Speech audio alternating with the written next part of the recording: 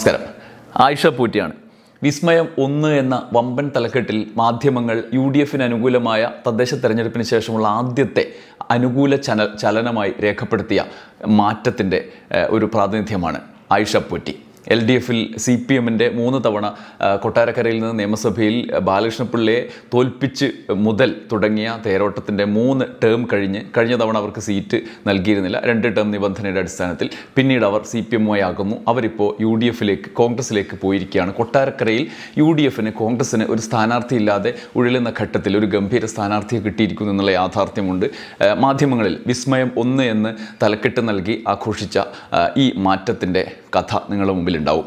UDF തദ്ദേശ തെരഞ്ഞെടുപ്പിന് ശേഷം വിസ്മയങ്ങൾ സംഭവിക്കും എന്ന് VD സതീശൻ പ്രഖ്യാപിച്ചതിൻ്റെ 1ാമത്തെ വിസ്മയം. 2ാമത്തേത് ജോസ് കെ മാണിയുടെ വരവാണ് എന്നാണ് പറയുന്നത്. 3ാമത്തേത് RJDയുടെ വരവാണ് എന്നാണ് പറയുന്നത്. അതായത് നിലവിൽ മുന്നണിയിൽ നിന്നുള്ള കാലുമാറ്റത്തിൻ്റെ എണ്ണം പറഞ്ഞുകൊണ്ടുള്ള വിസ്മയങ്ങളാണ് സംഭവിക്കാൻ പോകുന്നത് എന്നുള്ളതാണ് ആയിഷ പൂറ്റിയുടെ വരവിൻ്റെ തുടർച്ചയായി മാധ്യമങ്ങളിലൂടെ ലഭിക്കുന്ന സൂചനകൾ. എന്നാൽ ജോസ് കെ മാണിയുടെ വരവിനെ സംബന്ധിച്ച് പല വിധത്തിലുള്ള അഭിപ്രായങ്ങളുണ്ട്. അവർ UDFലേക്ക് വരുമോ പോകുമോ എന്നുള്ളത് വലിയ തർക്കങ്ങളിലേക്ക് പോകുന്നുണ്ട്. എന്തായാലും അങ്ങനെ സംഭവിക്കുകയാണെങ്കിൽ LDFന് അതൊരു ആഘാതം തന്നെയാണ്.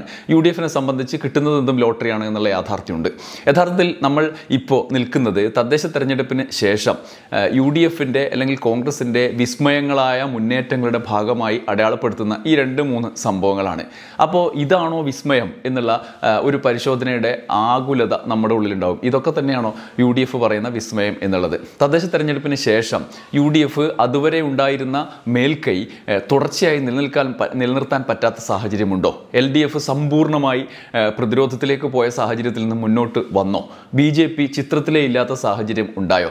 നമ്മൾ ഈ വീഡിയോയിലൂടെ നിലവിലെ രാഷ്ട്രീയ സാഹചര്യങ്ങളിൽ തദ്ദേശ തെരഞ്ഞെടുപ്പിന് ശേഷമുണ്ടായ മാറ്റമാണ് പരിശോധിക്കുന്നത്. അതിൽ ഏറ്റവും പ്രധാനം ഈ കാലുമാറ്റത്തിൻ്റെ കഥ തന്നെയാണ്. നമ്മൾ ഈ ഘട്ടത്തിൽ കാണേണ്ടത് വലിയ ചർച്ചകൾക്കും വലിയ പ്രതിരോധത്തിലേക്ക് CPMനെ LDFനെയും തള്ളിവിട്ടതുമായ വമ്പൻ സംഭവങ്ങൾ കേരള രാഷ്ട്രീയത്തിൽ നടന്ന് വരികയായിരുന്നു. അതിൻ്റെ തുടർച്ചയായിട്ടാണ് 100+ സീറ്റ് നേടും എന്നുള്ള നറേറ്റീവിലേക്ക് UDFും മാധ്യമങ്ങളും എത്തിയിരുന്നത്. എന്നാൽ അന്ന് പറഞ്ഞ മുദ്രാവാക്യങ്ങളൊക്കെ, അതിന് കാരണമായി പറഞ്ഞ മുദ്രാവാക്യങ്ങൾ, ഏറ്റവും പ്രധാനം കേരളത്തിലെ ഈ പദ്ധതികളുമായി ബന്ധപ്പെട്ട പ്രശ്നമാണ്. ക്ഷേമ പദ്ധതികളടക്കം മുടങ്ങി സാമ്പത്തിക പ്രതിസന്ധിയാണ്.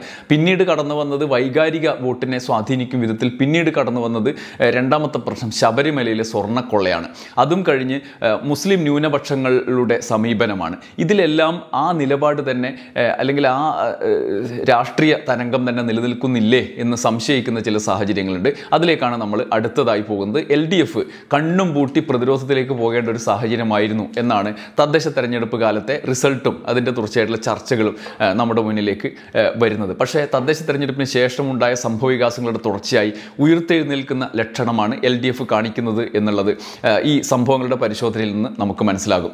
നിലവിൽ കാലുമാറ്റത്തിലൂടെ അതിജീവനത്തിലേക്ക് അല്ലെങ്കിൽ നിലവിലെ രാഷ്ട്രീയ സാഹചര്യത്തെ മറികടക്കാൻ UDF ശ്രമിക്കുന്ന ഘട്ടത്തിൽ എത്തും പിടിയും കിട്ടാതെ BJPയും നിൽക്കുന്ന ഘട്ടത്തിലാണ് ശബരിമല സ്വർണ്ണ മോഷണ കേസിലെ നിർണായകമായ ചില നീക്കങ്ങളുണ്ടായത്. തന്ത്രി അറസ്റ്റിലായതോടെയാണ് രാഷ്ട്രീയ വിവാദത്തിൽ നിന്ന് മറ്റൊരു ഘട്ടത്തിലേക്ക് മാറുന്നത്. കോൺഗ്രസും BJPയും മാധ്യമങ്ങളും തന്ത്രി അറസ്റ്റിലായതോടെ മുഖ്യ ഓപ്പറേറ്റർ എന്നുള്ള നിലയിൽ തന്ത്രിയിലേക്ക് കാര്യങ്ങൾ എത്തുന്നതോടുകൂടി പിൻവാങ്ങുന്ന കാഴ്ച നമ്മൾ കാണുന്നുണ്ട്. ലീഡ് വാർത്തകൾ അകത്തെ പേജുകളിലേക്ക് പോകുന്നു. രാഷ്ട്രീയ നേതാക്കൾ നിരന്തരമായ പ്രസ്താവനയിൽ നിന്നും മാറുന്നു.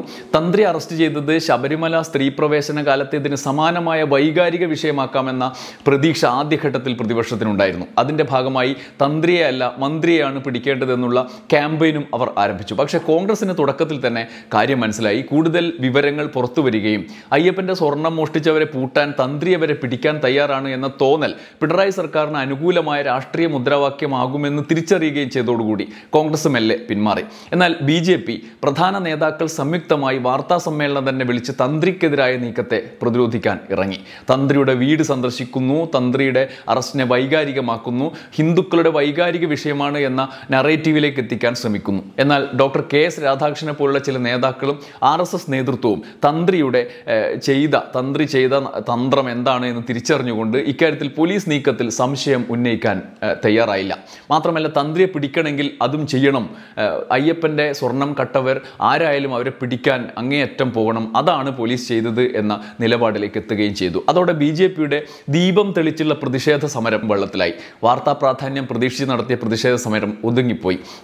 തന്ത്രി കൂടുതൽ കേസുകളിൽ പ്രതിയാക്കപ്പെടുന്ന സാഹചര്യവും സമാന്തരമായി വരുന്നു. ദ്വാരപാലക ശില്പത്തിലെ സ്വർണ്ണപ്പാളികൾ കടത്തിയ കേസിലും തന്ത്രിയെ ഉടൻ അറസ്റ്റ് ചെയ്യും എന്നാണ് വാർത്തകൾ. കൊല്ലം വിജിലൻസ് കോടതി അറസ്റ്റിന് അന്വേഷണ സംഘത്തിന് അനുമതിയും നൽകി. ക്ഷേത്രത്തിൽ നിന്ന് സ്വർണ്ണപ്പാളികൾ ഇളക്കി മാറ്റുന്നതിന് കേസിലെ ഒന്നാം പ്രതി ഉണ്ണികൃഷ്ണൻ പോറ്റിക്ക് മൗനാനുവാദം നൽകിയതിനും ഗൂഢാലോചനയിൽ പങ്കാളിയായതിനും തന്ത്രി ഇപ്പോൾ റിമാൻഡിലാണ്. ചോദ്യം ചെയ്യലിൽ സ്വർണ്ണക്കടത്തുമായി തനിക്ക് ബന്ധമില്ല എന്ന നിലപാടിലാണ് തന്ത്രി എന്ന് മാധ്യമങ്ങൾ റിപ്പോർട്ട് ചെയ്തിട്ടുണ്ട്. പക്ഷേ പാളികൾ ഇളക്കുമ്പോൾ അദ്ദേഹം ശബരിമലയിൽ ഉണ്ടായിരുന്നു എന്ന് അന്വേഷണത്തിൽ വ്യക്തമാവുകയും ചെയ്തു.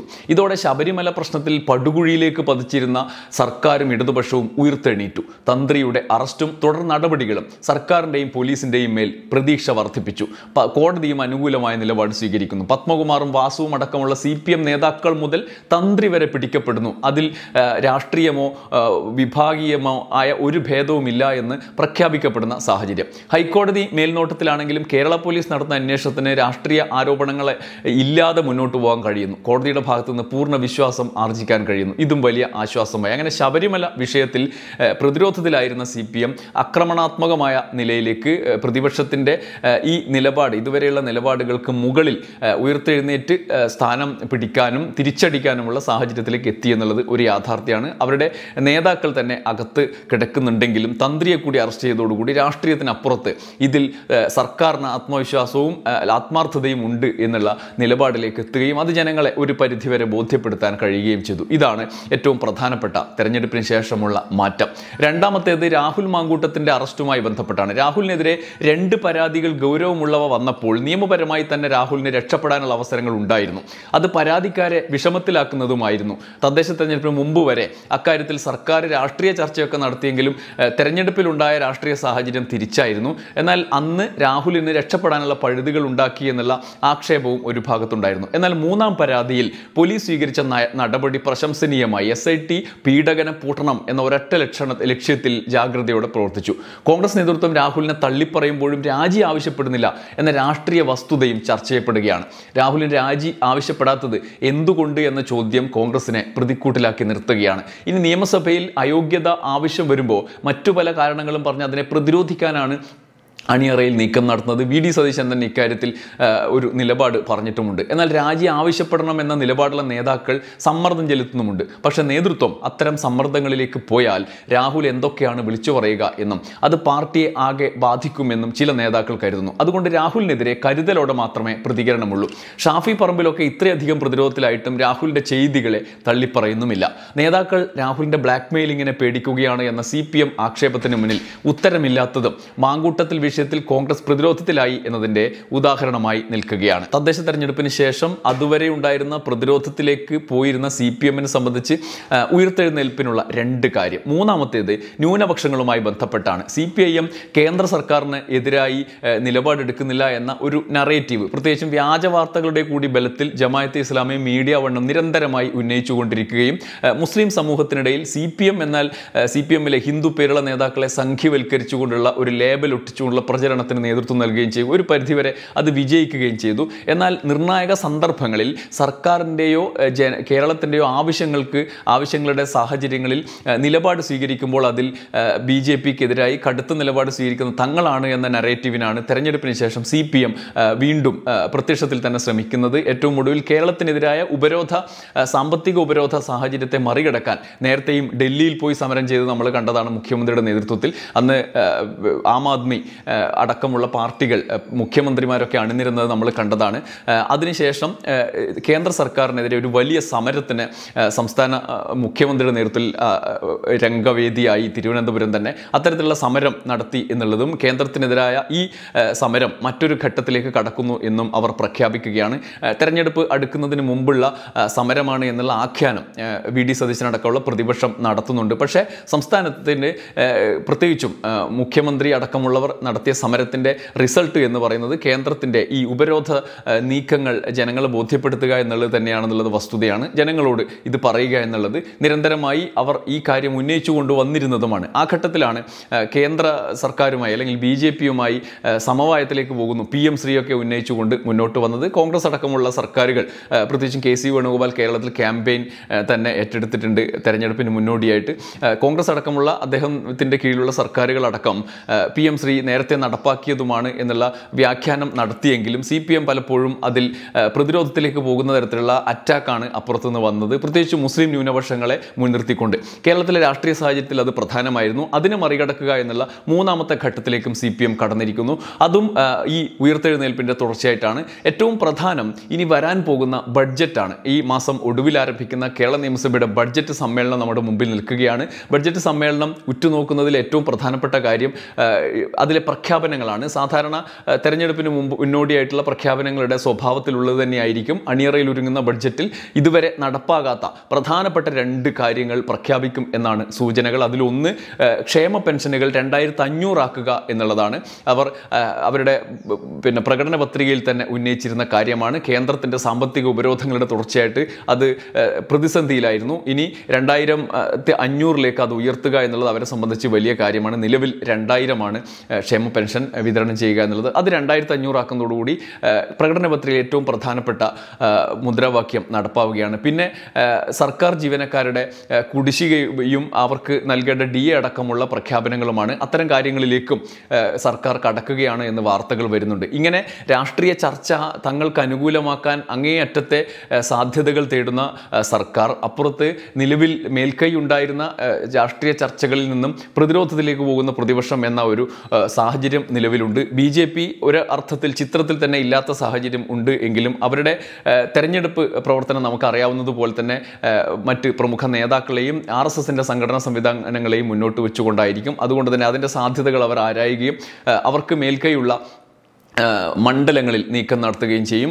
ഇതുവരെ കാണാത്ത തരത്തിലുള്ള ഒരു നിയമസഭാ തെരഞ്ഞെടുപ്പിലേക്കാണ് കാര്യങ്ങൾ പോകുന്നത്. കേരളത്തിൽ നേരത്തെ BJPക്ക് എതിരായ ഒരു വികാരം, BJP വിരുദ്ധ വോട്ടുകളെ ഏകോപിപ്പിച്ചുകൊണ്ടുള്ള ഒരു വികാരം പല BJPക്ക് മേൽക്കൈയുള്ള മണ്ഡലങ്ങളിൽ സാധാരണ ഉണ്ടാകാറുണ്ട്. എന്നാൽ ഈ തെരഞ്ഞെടുപ്പിൽ അത്തരം സാഹചര്യങ്ങൾക്കപ്പുറത്ത് CPM അല്ലെങ്കിൽ സർക്കാർ വിരുദ്ധ രാഷ്ട്രീയ പാർട്ടികൾ, മുന്നണികൾ എന്നുള്ള മട്ടിലേക്ക് കാര്യങ്ങൾ പോവുകയും BJPയുടെ തോൽവിയോ ജയമോ ഒരു വിഷയമല്ല എന്നും ഏറ്റവും പ്രധാനം CPMനെ തോൽപ്പിക്കലാണ് എന്നുള്ള CPM വിരുദ്ധ നറേറ്റീവ് CPM എതിർ വിഭാഗങ്ങളിൽ വ്യാപകമായി പ്രചരിപ്പിക്കപ്പെടുകയും പഞ്ചായത്ത് തെരഞ്ഞെടുപ്പിൽ അതൊരു പരിധിവരെ അപ്ലൈ ചെയ്യുകയും ചെയ്തു. അതുകൊണ്ട് anti fascist, anti BJP vote എന്നുള്ള വോട്ടിംഗ് പാറ്റേൺ ഇത്തവണ ചിതറിപ്പോകുന്ന കാഴ്ച നമ്മൾ കാണും. ഇപ്പോൾ ഉദാഹരണത്തിന് നേമത്തൊരു ഇലക്ഷൻ വരുമ്പോൾ സ്വാഭാവികമായി CPMൻ്റെ സ്ഥാനാർത്ഥിയാണ് നിലവിൽ ശിവൻകുട്ടി, അവിടെ MLA ആണ്. അത്തരം സാഹചര്യങ്ങളിൽ വരുന്ന തെരഞ്ഞെടുപ്പിലും ആൻറ്റി ഫാസിസ്റ്റ് വോട്ടുകൾ അല്ലെങ്കിൽ ആൻറ്റി സംഘപരിവാർ വോട്ടുകൾ CPMലേക്ക് ജയിക്കാൻ സാധ്യതയുള്ള സ്ഥാനാർത്ഥിയിലേക്ക് വരുന്നൊരു രീതി ഉണ്ടായിരുന്നു. പ്രത്യേകിച്ചും SDPIയും ഒക്കെ പോലുള്ള ആളുകൾ, അത്തരത്തിലുള്ള സംഘടനകൾ അതിന് നീക്കം അവരുടേതായ നിലയിൽ പ്രവർത്തനം നടത്തുകയും ചെയ്യാറുണ്ടായിരുന്നു. എന്നാൽ ഇത്തവണ അങ്ങനെയുള്ള നീക്കങ്ങളിലേക്ക് ഈ തദ്ദേശ തെരഞ്ഞെടുപ്പിൻ്റെ ലക്ഷണം വെച്ച് പോകാൻ സാധ്യതയില്ല. പ്രധാനമായി CPM ആണ്, BJP ജയിച്ചാലും കുഴപ്പമില്ല, CPM തോൽക്കുക എന്നുള്ള മട്ടിലേക്കുള്ള ഒരു നറേറ്റീവ് സെറ്റ് ചെയ്തിട്ടുണ്ട് എന്നുള്ളതാണ് പ്രധാനപ്പെട്ട കാര്യം. അത് UDFനെ വലിയ തോതിൽ സഹായിക്കുകയും ചെയ്യും. അതിനപ്പുറത്ത് BJPക്ക് മേൽക്കൈയുള്ള മണ്ഡലങ്ങളിൽ ആൻറ്റി സർക്കാർ വോട്ടുകൾ ചിതറിപ്പോകുന്ന, വിഭജിച്ചു പോകുന്ന ഒരു സാഹചര്യം കൂടി ഉണ്ടാകും എന്നുള്ള വസ്തുതയും കൂടി ഇതിനോട് ചേർത്ത് വായിക്കുമ്പോൾ അത് CPMന് അനുകൂലമാണോ പ്രതികൂലമാണോ, കോൺഗ്രസിന് അനുകൂലമാണോ പ്രതികൂലമാണോ എന്ന് സമഗ്രതയിൽ പ്രഖ്യാപിക്കാൻ നമുക്ക് വിലയിരുത്താൻ കഴിയില്ല. അതിൻ്റെ പരിമിതിയുണ്ട്. കാരണം ഭരണവിരുദ്ധ വോട്ടുകൾ ഒരു പ്രത്യേക കേന്ദ്രത്തിലേക്ക് വീഴുക എന്നുള്ളതിനപ്പുറത്ത് അത് BJPക്കും UDFനുമായി ചിതറിപ്പോകുന്ന ഒരു കാഴ്ച ഒരു ഭാഗത്ത്, മറുഭാഗത്ത് ഞാൻ നേരത്തെ പറഞ്ഞ പോലെ BJP വിരുദ്ധ വോട്ട് തങ്ങൾക്ക് പാട്ടിലാക്കാം എന്നുള്ള CPMൻ്റെ പതിവ് രീതിയിൽ നിന്ന് ഇത്തവണ പിന്നോട്ട് പോകുന്ന കാഴ്ച മറ്റൊരു ഭാഗത്ത്. അങ്ങനെയുള്ള പ്രതിസന്ധികളും തെരഞ്ഞെടുപ്പ് ഘട്ടത്തിലേക്ക് കടക്കുമ്പോൾ മുന്നണികളെ ബാധിക്കുന്നുണ്ട് എന്നുള്ളത് യാഥാർത്ഥ്യമാണ്. ആത്യന്തികമായി CPMനെ LDFനെ സംബന്ധിച്ച് തദ്ദേശ തെരഞ്ഞെടുപ്പിൻ്റെ റിസൾട്ടിന് ശേഷമുണ്ടായിരുന്ന ഒരു ദുർബലമായ സാഹചര്യത്തെ മറികടക്കാൻ ഒരു പരിധിവരെ അവർക്ക് കഴിഞ്ഞിട്ടുണ്ട്. വീണ്ടും പഴയ അവസ്ഥയിലേക്ക്, കടുത്ത പോരാട്ടത്തിലേക്ക് എത്തിക്കാൻ കഴിഞ്ഞു എന്നുള്ള ഈ പ്രത്യേകിച്ചും ഈ അറസ്റ്റും, തന്ത്രിയുടെ അറസ്റ്റും രാഹുലിൻ്റെ അറസ്റ്റും മറ്റ് സമര പരിപാടികളുടെ ഒക്കെ തുടർച്ച എത്തിക്കാൻ കഴിഞ്ഞിട്ടുണ്ട് എന്നുള്ള സാഹചര്യമുണ്ട്. ഒപ്പം പ്രതിപക്ഷം ആയിഷ പൂറ്റിയും ഒക്കെ പോലുള്ള നേതാക്കളെ അങ്ങോട്ട് കൊണ്ടുപോകുന്നു. ജോസ് കെ മാണിയെ പോലുള്ള നേതാക്കൾ മുന്നണിയിലേക്ക് വരും എന്നുള്ള പ്രതീക്ഷയും മുന്നോട്ട് വെക്കുന്നു. അത് വിസ്മയമാണ് എന്നുള്ള നറേറ്റീവ് അവതരിപ്പിക്കാനും അവർക്ക് കഴിയുന്നു. ഈ മട്ടിൽ LDF മുന്നോട്ട് വെക്കുന്ന കാര്യങ്ങളെ പ്രതിരോധിക്കാൻ UDF പുതിയ കാര്യങ്ങൾ മുന്നോട്ട് വെക്കുന്നു. അത് ഒരുപക്ഷെ അതിനോട് കിടപിടിക്കുന്ന തരത്തിലാണോ എന്നുള്ള ചോദ്യം കൂടി ഉയരുന്നുണ്ട്. അത്രമാത്രം പ്രധാനപ്പെട്ട നിലയിലൂടെ കടന്നു വന്ന UDF ഇത്ര ദുർബലമായ ചില കാര്യങ്ങളാണ് തിരിച്ചാക്രമണത്തിന് വേണ്ടി ഉപയോഗിക്കുന്നത് എന്നുള്ള യാഥാർത്ഥ്യമുണ്ട്. എന്തായാലും അടിത്തട്ടിൽ തദ്ദേശ തെരഞ്ഞെടുപ്പിൻ്റെ ആവേശം UDFലുണ്ട്. അതിനെ മറികട മറികടക്കുക എന്നുള്ളത് ഈ തരത്തിലുള്ള നടപടികൾ കൊണ്ട് LDFന് എത്രമാത്രം സാധ്യമാണ് എന്നുള്ളത് പ്രധാനപ്പെട്ട ഒരു ചോദ്യമായി അവിടെ നിൽക്കുന്നുണ്ട്. അപ്പോൾ തന്നെ അപ്രതീക്ഷിതമായി ഇത്തരത്തിലുള്ള സംഭവങ്ങൾ രാഷ്ട്രീയ ചർച്ചയാക്കാൻ അവർക്ക് കഴിഞ്ഞു എന്നുള്ളതാണ് അവരെ സംബന്ധിച്ച ആശ്വാസം. കാത്തിരുന്ന് കാണാം. നന്ദി, നമസ്കാരം.